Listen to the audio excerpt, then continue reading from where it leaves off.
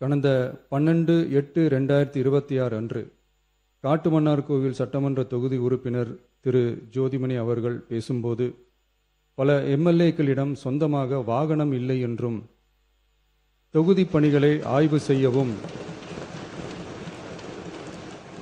பார்வையிடவும் கடினமாக உள்ளதாகவும், லஞ்சமில்லாத நேர்மையான ஆட்சி அமைய உறுப்பினர்களின் அடிப்படை தேவைகளை அரசு பூர்த்தி செய்ய வேண்டும் என்றும் கோரிக்கை வைத்தார்.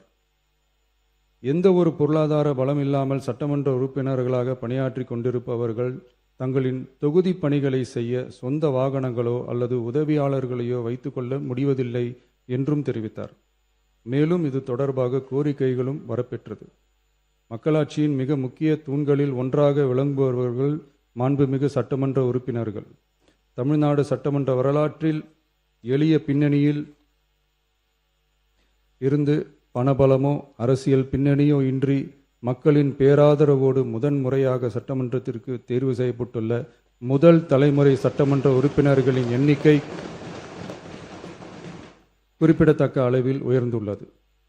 29/3/2026 அன்று நடைபெற்ற தமிழக வெற்றிக் கழக வேட்பாளர் அறிமுக கூட்டத்தில் நேர்மையாகவும் வெளிப்படைத்தன்மையுடனும் மக்கள் பணி செய்து ஊழலற்ற லஞ்ச லாவண்யமற்ற நிர்வாகத்தை மேற்கொள்வது என அனைத்து வேட்பாளர்களும் எடுத்துக்கொண்ட உறுதிமொழிக்கு ஏற்ப அதே பாதையில் தேர்ந்தெடுக்கப்பட்ட சட்டமன்ற உறுப்பினர்களும் செயல்பட்டு வருகின்றனர்.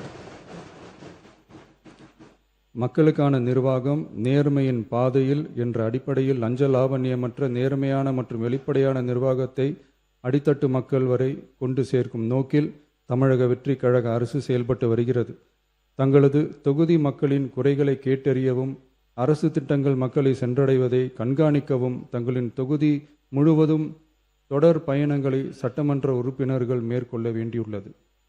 பொருளாதார பலம் இல்லாமல் சட்டமன்ற உறுப்பினர்களாக பணியாற்றும் மற்றும் முதலாக சட்டமன்ற உறுப்பினர்களாக தேர்வு செய்யப்பட்ட உறுப்பினர்கள் தங்களது மக்கள் பணியை தோய்வின்றி தொடர்வதற்கும் அவர்கள் தங்களின் தொகுதி பணிகளை திறம்பட மேற்கொள்வதற்கு வசதியாக அனைத்து சட்டமன்ற உறுப்பினர்களுக்கும் அரசு சார்பில் வாகனம் வழங்கப்படும் என்பதை மகிழ்ச்சியோடு தெரிவித்துக் கொள்கிறேன்.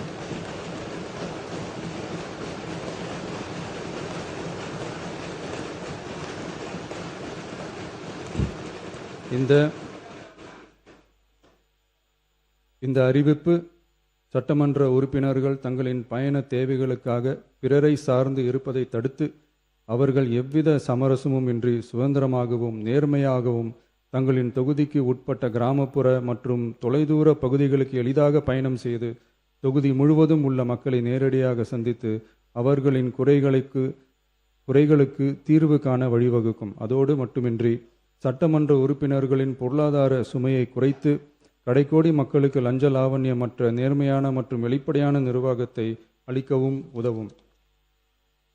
மேலும் சட்டமன்ற உறுப்பினர்கள் தங்களது தொகுதி சார்ந்த பல்வேறு பணிகளை மேற்கொள்ள ஏதுவாக சட்டமன்ற உறுப்பினர்கள் ஒரு உதவியாளரை நியமித்துக் கொள்வது அவசியம் என கருதப்படுகிறது.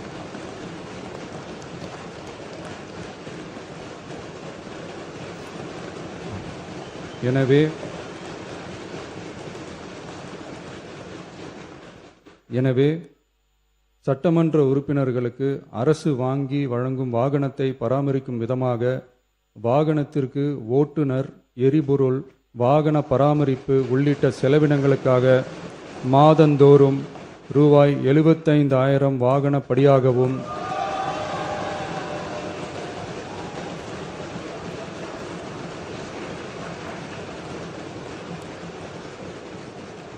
அலுவலக பணிகளில் உதவி செய்ய ஓர் உதவியாளரை நியமித்துக் கொள்ள மாதந்தோறும் ரூபாய் 25,000 உதவியாளர் படியாகவும்